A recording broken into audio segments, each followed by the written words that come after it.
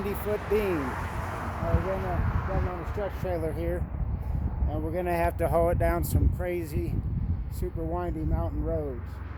Gonna have fun with this one, but in this video I wanted to give you some tips on oversized loads. Now I already just did a video on how to work a stretch trailer, so you guys can look at my last video for that. But first thing is, when you have an overhang like this and you got a stretch trailer, you can't have an overhang more than 25 feet. So if you're not counting what's on the front, if your overall length, you take a 53-foot trailer, subtract 25 feet from it or whatever, then it's going to tell you if you need a stretch trailer, or you can get it with a 53 or a 48. But one of the first things that I've noticed about hauling, especially a long load, is when you're making a turn, your instincts, especially if it's got an overhang like this, now your instincts are going to want to tell you, make that turn as wide as possible and make it like this.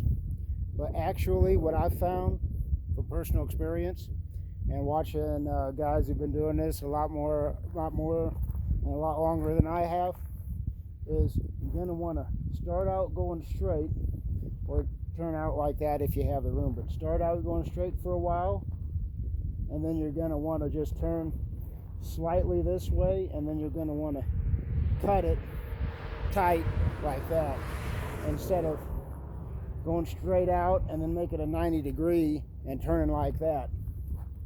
Because when you got a real long overhang like this, you're going to want your rear wheels to just barely be going around the curve. And I know that sounds kind of dumb, you want to take all the space you can get, but you got to think about that rear overhang. And when you make a turn straight out and then make a tight 90, that overhang is going to just swing right out on you.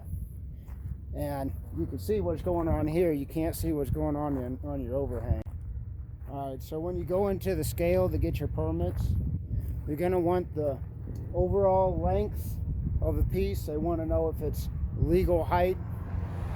You gotta tell them legal height, or if it's a little bit high, you tell them how high it is. They want the individual height of the piece or pieces that you're hauling. Now generally, when you got an over length load, you cannot have what's called a divisible load.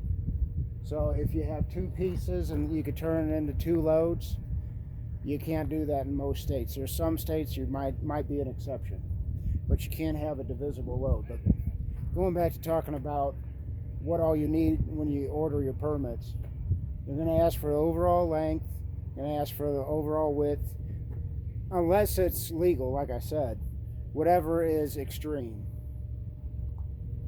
So when you have extremities, they're going to say what's your front overhang, your rear overhang. If it's wide, they want each side overhang, because sometimes it's offset, because you got to get the center of gravity in the middle of the trailer. But they're going to ask for the length of all the extremities, or like I said, the height if it's over height. And then what they're also going to want is a measurement from your front bumper to the front of the trailer. And then they're also going to want your overall length. So if you only have a 25-foot tape measure, don't stress about that. You can measure from your bumper to your trailer. You can say, hey, this is a 60-foot trailer here, plus 60 foot, 25 foot on the back, and say that's 110 feet.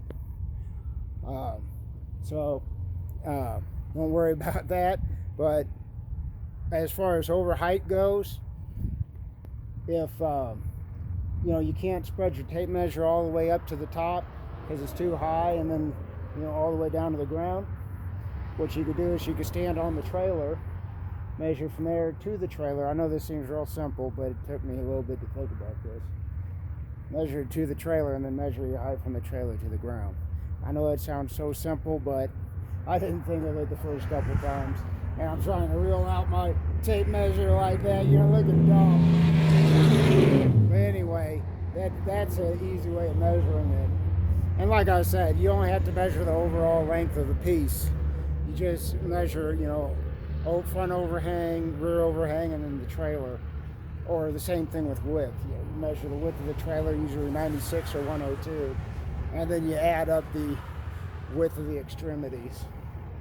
I believe on all oversized loads you need flags on all four corners, oversized load sign. In a lot of states you'll need a flashing light on the end here and on the extremities, but that's different by each state. You need a flag on all your extremities, all four corners of your extremities. Now, let's say you have a wide load and you got one piece out here that's sticking, you know, a foot, and then you got one piece up here that's sticking 2 feet. You need flags on both of them. The part that sticks out the longest is not going to cut it. You need it on every single part that comes out farther than the trailer, or if it's a long piece, you need it on each corner of it. And when you have a long load like this, you make sure you got a chain all the way in the front, you know, because like I said, you usually got to have a chain every 25 feet, or 11 feet or so. But you got to, you know, get it as close to as possible when you can't put a chain up here. And then when you got a spread like this, put a chain here as far back as possible, put a chain here as far forward as possible. But I mean, there'll be understanding about not having to not being able to have a chain over here, obviously.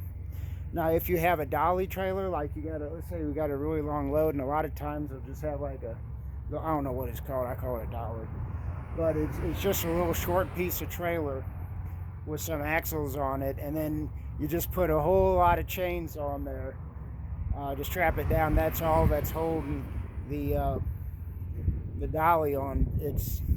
And then you got, like, you know, like I said, the front part here of the trailer, and then that. And sometimes, very rarely, you're gonna use one of those, but when you do, I never have, but I'd imagine you got to get that thing perfectly straight, or else it's gonna dog leg. And you can adjust that from, you can loosen up your chains, and you could turn to the right, turn to the left, and that'll straighten out your dolly there. But that's about all I could think of for now on oversized loads. It's Matt with Tips for Truckers. Have a great day.